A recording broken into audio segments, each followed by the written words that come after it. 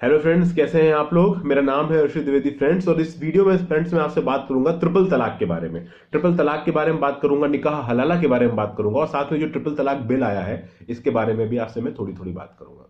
देखिए फ्रेंड्स, ये जो ट्रिपल तलाक का मुद्दा है ये आजकल न्यूज में इसलिए भी है क्योंकि इसको बहुत सालों से यूनिफॉर्म सिविल कोड से भी जोड़ा जा रहा है। ठीक है, यूनिफॉर्म सिविल कोड का मतलब ये है कि एक यूनिफॉर्म सिविल कोड मतलब कि जो आपकी रोजमर्रा की जिंदगी है, जो चीजें उसमें होती है, जैसे फैमिली लाइफ हो गई, आपकी मैरिज लाइफ हो गई, जो कस्टम्स आप नॉर्मली फॉलो करते हैं, ठीक है, तो उसके लिए जहां तक हो सके एक यूनिफॉर्म कोड इंडिया के सारे सिटीजन्स के लिए बनाया जा सके, इसे यूनिफॉर्म सिविल कोड कहते हैं। ठीक है, तो फिलहाल आते हैं ट्रिपल तलाक पे। अब देखा जाए तो अगर हम बात करें ट्रिपल तलाक बिल के बारे में तो सबसे पहले यह जानना जरूरी है कि ये ट्रिपल तलाक प्रैक्टिस क्या है।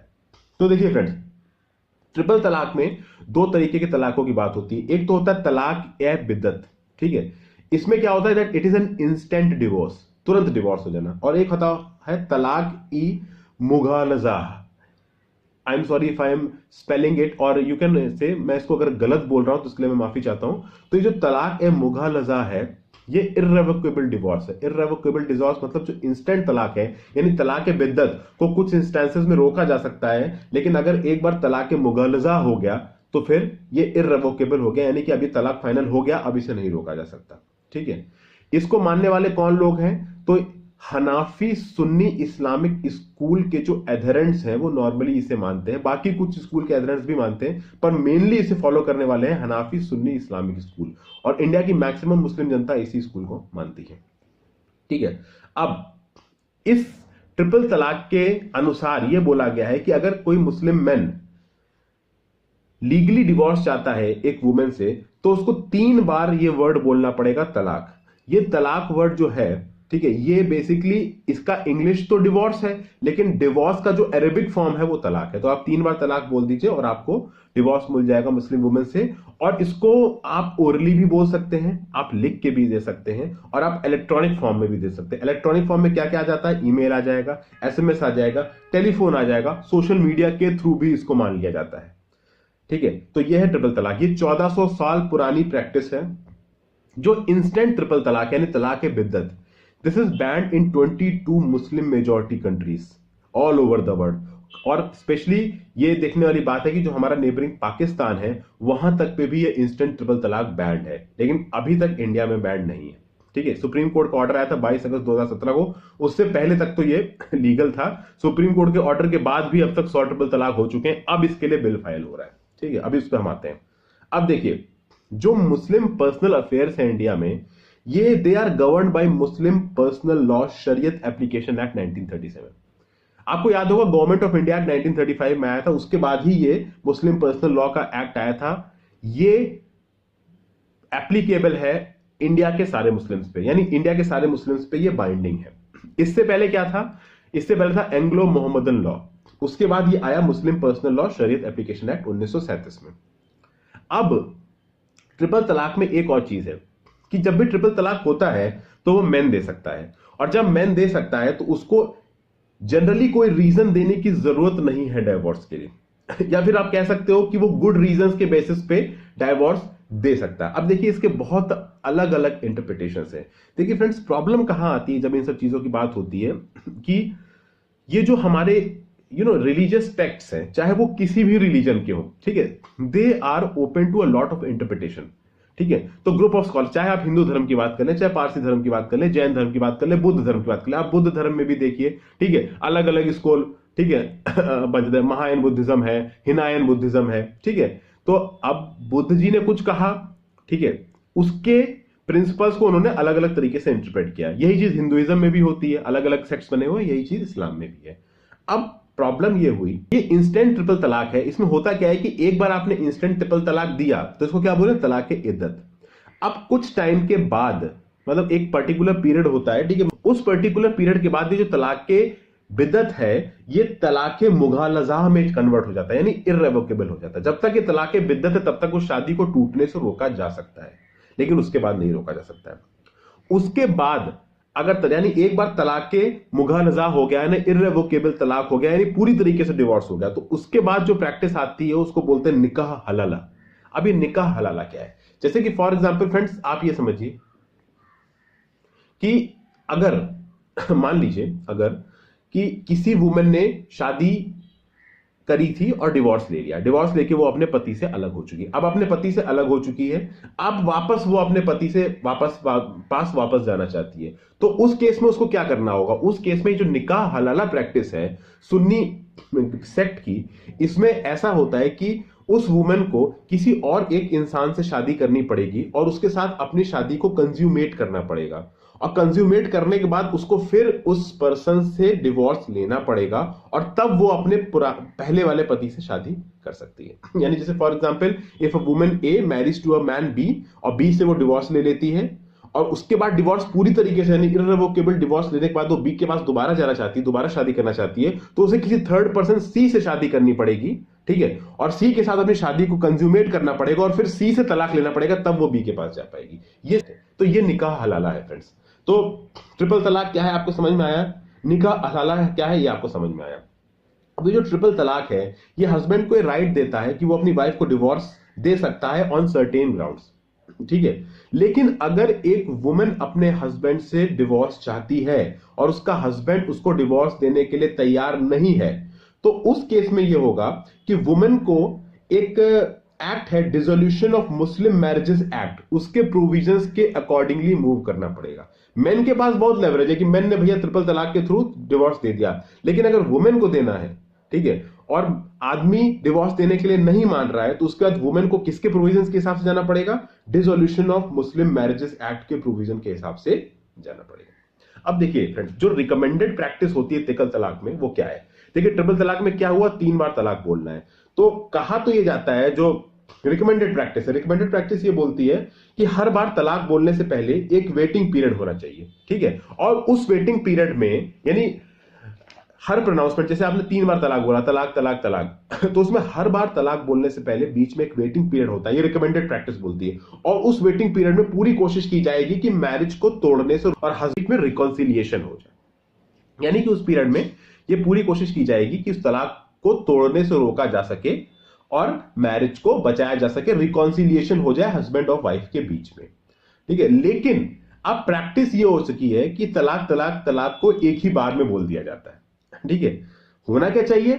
जो रिकमेंडेड प्रैक्टिस है कि हर बार तलाक बोलने से पहले एक वेटिंग पीरियड होना चाहिए और उस वेटिंग पीरियड में कोशिश की जानी चाहिए कि हस्बैंड और वाइफ के बीच के मसले सुलझ जाएं, ठीक है, और तलाक ना हो। लेकिन अब क्या हो रहा है कि कोई रिकॉन्सिलिएशन का होता ही नहीं है, सीधे तलाक बोल देते हैं, ठीक है। तो ये चीज ये होता है इंस्टेंट ट्रिपल तलाक कि आपने सीधे बोल दिया, रिकॉन्सिलिएशन की कोशिश ही नहीं की, ठीक है। तो इसमें क्या हुआ कि ये लेवरेज तो केवल मैन के पास है, तो मैन को गुस्सा आया, उसने तलाक बोल दिया, वुमेन को तो अपनी बात बोलने का मौका ही नहीं मिला। तो ये सारा इशू था, इसलिए जो मुस्लिम वुमेन है ये इसको पूरी तरीके से अगेंस्ट थी ट्रिपल तलाक के। अब ये सब शुरू कैसे हुआ? देखिए फ्रेंड्स, 2 केसेस हैं, एक शाह बानो केस है, एक शायरा बानो केस है। ये दोनों केसेस अलग हैं। शाह बानो केस, शायरा बानो केस अलग है। शाह बानो केस, शाह बानो एक वुमेन थी, मुस्लिम वुमेन थी इंदौर की। अब इसको मैं बहुत डिटेल में नहीं बताऊंगा, हल्का फुल्का बताऊंगा। 1985 में इस केस का डिसीजन आया था। उन्होंने क्या था कि उनके हस्बैंड ने उनको छोड़ दिया था और एक दूसरी शादी कर ली थी और उनको अपने घर से निकाल दिया जब वो 62 साल की थी। उनके 4 या 5 बच्चे थे उनके साथ और उनको कुछ भी पैसा नहीं देते थे। तो इस बेसिस पे शाह बानो जी ने केस फाइल किया था और फाइनली वो अपील होते होते होते होते सुप्रीम कोर्ट पहुंचा। सुप्रीम कोर्ट ने डिसीजन दिया कि नहीं, हस्बैंड को एलोमनी के पैसे शाह बानो को देने पड़ेंगे। इस बात पे बाकी सारी पॉलिटिकल पार्टीज नाराज हो गई, बहुत बड़ा बवाल खड़ा हो गया और एक एक्ट पार्लियामेंट ने पास किया जिसने सुप्रीम कोर्ट के जजमेंट को ही डाइल्यूट कर दिया, यानी फिर से शाह बानो की कंडीशन को डिसएडवांटेजेस पोजीशन में पहुंचा दिया। तो इससे क्या हुआ कि मुस्लिम वुमेन ग्रुप्स बहुत नाराज हो गए। उन्होंने बोला कि ये मुस्लिम वुमेन के राइट्स के खिलाफ है, ठीक है। तो ये था शाह बानो केस। अब शायरा बानो केस जो है ये उत्तराखंड की वुमेन है। तो ये जो 22 अगस्त 2017 को जो वर्डिक्ट आया है वो Shayara Bano case versus Union of India के केस में आया है, ठीक है। इससे पहले 8 दिसंबर 2016 को, ठीक है, इलाहाबाद हाई कोर्ट ने भी एक केस की हियरिंग के दौरान ये ऑब्जर्व किया था कि ये जो ट्रिपल तलाक की प्रैक्टिस है, इंस्टेंट ट्रिपल तलाक की प्रैक्टिस, दिस इज अनकॉन्स्टिट्यूशनल और ये वुमेन के राइट्स के, मुस्लिम वुमेन के राइट्स के अगेंस्ट में है। Shayara Bano versus Union of India case है। शायरा बानो मैंने बताया ये उत्तराखंड की वुमेन है, इनके साथ भी कुछ ऐसा हुआ था, इनके हस्बैंड ने स्पीड पोस्ट के थ्रू इनको तलाक दिया। आप सोचिए एक लेटर में स्पीड पोस्ट लिख के भेज दिया और तलाक दे दिया, वो तो बड़ा ही सोचने में अजीब सा लगता है। ठीक है, तो अब इस केस पे सुप्रीम कोर्ट ने डिसीजन दिया है कि इंस्टेंट ट्रिपल तलाक यानी तलाक बिद्दत इज अनकॉन्स्टिट्यूशनल। अब देखिए यहां पे एक चीज है फ्रेंड्स, इसको समझने की कोशिश कीजिएगा। 5 जज की कॉन्स्टिट्यूशनल बेंच थी सुप्रीम कोर्ट की, जिसमें 3-2 से वोटिंग हुई, यानी वोटिंग हुई कि ये कॉन्स्टिट्यूशनल है अनकॉन्स्टिट्यूशनल। तो 3 जजों ने कहा कि ये अनकॉन्स्टिट्यूशनल है और 2 जज ने कहा कि इंस्टेंट ट्रिपल तलाक कॉन्स्टिट्यूशनल है। अब देखिए फ्रेंड्स, इससे बात ये हुई कि कई लोग ये कहने लगे कि 2 सुप्रीम कोर्ट जज तक इंस्टेंट ट्रिपल तलाक को सपोर्ट कर रहे हैं, लेकिन वो सपोर्ट नहीं कर रहे थे। देखिए फ्रेंड्स, जब ये बात हुई कि इंस्टेंट ट्रिपल तलाक कॉन्स्टिट्यूशनल है या अनकॉन्स्टिट्यूशनल, तो 3 जजों ने तो सीधे सीधे कहा कि अनकॉन्स्टिट्यूशनल है। बाकी 2 जजेस ने इसको कॉन्स्टिट्यूशनल बताया, लेकिन कॉन्स्टिट्यूशनल बताने का मतलब नहीं है कि वो ये इसको सही कह रहे हैं इंस्टेंट ट्रिपल तलाक। उनका कहने का मतलब ये था कि नियमों के हिसाब से तो ये सही है, कॉन्स्टिट्यूशन के नियमों के हिसाब से, लेकिन वैसे गलत है, इसलिए गवर्नमेंट को तुरंत एक लॉ लाके इंस्टेंट ट्रिपल तलाक को हटा देना चाहिए।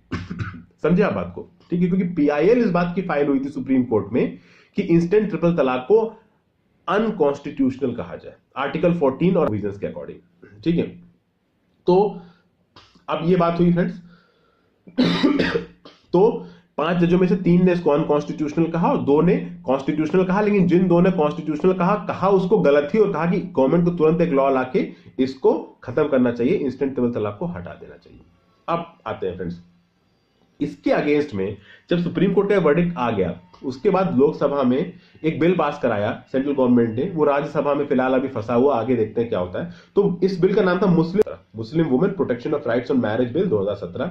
इसने क्या किया है, इसने इंस्टेंट ट्रिपल तलाक को सीधे सीधे अनकॉन्स्टिट्यूशनल बोल दिया। ठीक है, अब इसमें कुछ क्लॉजेस हैं, एक क्लॉज 3 है, क्लॉज 4 है, क्लॉज 5, क्लॉज 6 मैं आपको बताऊंगा, जिससे आपको इंस्टेंट ट्रिपल तलाक बिल को समझने में आसानी होगी। देखिए क्लॉज 3 तो ट्रिपल तलाक बिल का बोलता है कि any pronouncement of talaq by a person upon his wife by words either spoken or written or in electronic form or in any other manner whatsoever shall be void or illegal। ठीक है, यानी कि instant triple तलाक के जो भी words बोलेगा एक हस्बैंड अपनी वाइफ पे, वो वॉइड और इलीगल होंगे, उनकी कोई मान्यता नहीं होगी। क्लॉज 3 ये बोलता है कि अगर कोई मैन इंस्टेंट ट्रिपल तलाक देता है अपनी वाइफ को तो उसको पनिश किया जा सकता है 3 साल तक के जेल टर्म के साथ, उस पर फाइन भी लगाया जा सकता है। और क्लॉज 4 बोलता है कि तलाक बिद्दत यानी जो इंस्टेंट ट्रिपल तलाक है, it will be a cognizable and non bailable offence.